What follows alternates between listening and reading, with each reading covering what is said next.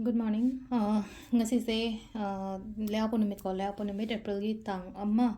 ado ngasigi card ki message minarase ngasigi ahamada number ko layapo gi na number se 69 lere aduga kalada na angang bagumba kai gumba du minus shine bibi ko aduga chak thongba ko pada na koina hapa yab se angang gumba chugi chaba yaba pot hana haragadi beetroot ni khangde khamena sen bani khangde kitang maming gi na du mina happy pa adu dum lere ko ado that one oibani na adagi apina handak se ꯃꯩꯇꯩꯒꯤ ꯑꯣꯏꯅ ꯍꯥꯏꯔꯒꯗꯤ ꯁꯖꯤꯕꯨ ꯑꯣꯏ ꯍꯥꯏ ꯆꯍꯤ ꯍꯧꯕꯒ ꯆꯞ ꯃꯥꯟꯅꯩꯅꯀꯣ ꯑꯗꯨꯗꯨꯅ ꯍꯥꯏꯗꯤ ꯁꯤꯅꯃꯟ ꯔꯤꯆꯨꯋꯦꯜꯁꯀꯨꯝꯕ ꯀꯩꯒꯨꯝꯕ ꯇꯧꯕꯤꯌꯨꯀꯣ ꯍꯥꯏꯗꯤ ꯁꯤꯅꯃꯟ ꯑꯩꯈꯣꯏꯅ ꯈꯨꯕꯥꯛꯇ ꯍꯥꯞꯄꯒ ꯕ꯭ꯂꯣ ꯇꯧꯁꯟꯕ ꯈꯣꯠꯆꯟꯕ ꯑꯗꯨꯃꯥꯏꯅ ꯇꯧꯔꯒꯀꯣ ꯑꯗꯨꯗꯨꯃ ꯇꯧꯕꯤꯕ ꯌꯥꯏꯀꯣ ꯑꯗꯣ ꯁꯤꯗ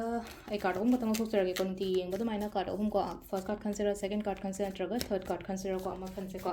ꯑꯗꯨꯒꯤ ꯃꯇꯨꯡ ꯏꯟꯅ ꯀꯔꯤ ꯒꯥꯏꯗ ꯂꯥꯛꯀꯦ ꯍꯥꯏꯕꯗꯣ ꯌꯦꯡꯉꯁꯦꯀꯣ card number 1 card number 2 then card number 3 ko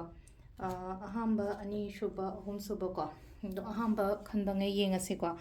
ahamba khanba ngai gi oina hadi first card khanba ngai gi oina kari message la ke haba to ko ahamba gi oina hadi tholak pa oina oiba do hadi wakhan se katang shanti la kani ko problems lai di ba kholi ba mayam to gi overcome tawraga tholak pa khot pa mai tawraga lai ko hadi smart keno hakjang nuai ram da ba kaina har se hakjang nuai ta ba do hakjang katang phagalak pa khogalak pa dum bagi mong dane ko sida lai se hadi problems tagi chat khiba oina oiba do akhoi do tholak pa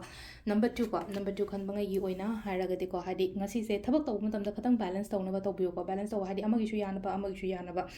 ngasai gi mana chokri im da phame ko nupa se chokri se ma kha ising gi mathak ne mana phame se wave na raga hadi ising gi mathak ta chokri tharaga di ma kha balance to kitang hadi tawraga le po to hadi khoina link ba khopa tawraga di tu duni na aduna hadi aina yamna balance tawraga chalaga di hadi phagani sine ko sida hai se ko number 2 khan bangai gi oina haraga di ko last ki number 3 khan ba ko number 3 khan bangai gi oina se leina ko hadi mi gi mateng gumba taw ko aingon da su kana ba dum lakani ko aina yari ngai ai mateng mi gi mateng gumba kai gumba taw ba aduga ꯑꯩꯉꯣꯟꯗꯁꯨ ꯃꯇꯦꯡꯒꯨꯝꯕ ꯂꯥꯛꯄ ꯑꯗꯨꯃꯥꯏꯅ ꯇꯧꯔꯒꯀꯣ ꯁꯤꯁꯤꯅ ꯑꯩꯈꯣꯏ card message ꯇꯥꯏꯃꯤꯡꯁꯨ ꯍꯥꯏꯐꯦꯠ ꯌꯦꯡꯉꯣ ꯇꯥꯏꯃꯤꯡꯁꯤꯅ ꯄꯨꯡ 9ꯒ minute 12ꯗꯒꯤꯅ ꯀꯩꯅꯣ ꯑꯩꯈꯣꯏꯒꯤ 12ꯒ ꯃꯤꯅꯤꯠ 51 ꯐꯥꯎ ꯂꯥꯛꯑꯦꯀꯣ ꯑꯗꯒꯤ 2ꯒ ꯃꯤꯅꯤꯠ 23ꯗꯒꯤꯅ ꯄꯨꯡ 3ꯒ ꯃꯤꯅꯤꯠ 38 ꯄꯨꯡ 3ꯒ ꯃꯤꯅꯤꯠ 58 ꯐꯥꯎ ꯂꯩꯔꯦꯀꯣ ꯅꯨꯡꯗꯥꯡꯋꯥꯏꯔꯝꯒꯤꯅ 3ꯒ ꯃꯤꯅꯤꯠ 58ꯗꯩꯅ 9ꯒ ꯃꯤꯅꯤꯠ 23 ꯐꯥꯎ ꯂꯩꯔꯦ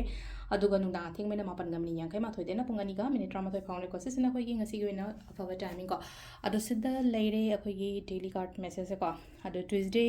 ꯇꯥꯡ ꯑꯃ ꯑꯣꯏꯕꯅꯤꯅ ꯑꯩꯅ ꯉꯁꯥꯏ ꯍꯥꯏꯈꯤꯕꯗꯣ ꯁꯤꯅꯃꯟ ꯔꯤꯆꯨꯋꯦꯜꯁꯀꯨꯝꯕ ꯀꯩꯒꯨꯝꯕ ꯑꯗꯨꯃꯥꯏꯅ ꯇꯧꯊꯣꯛꯄꯤꯌꯣ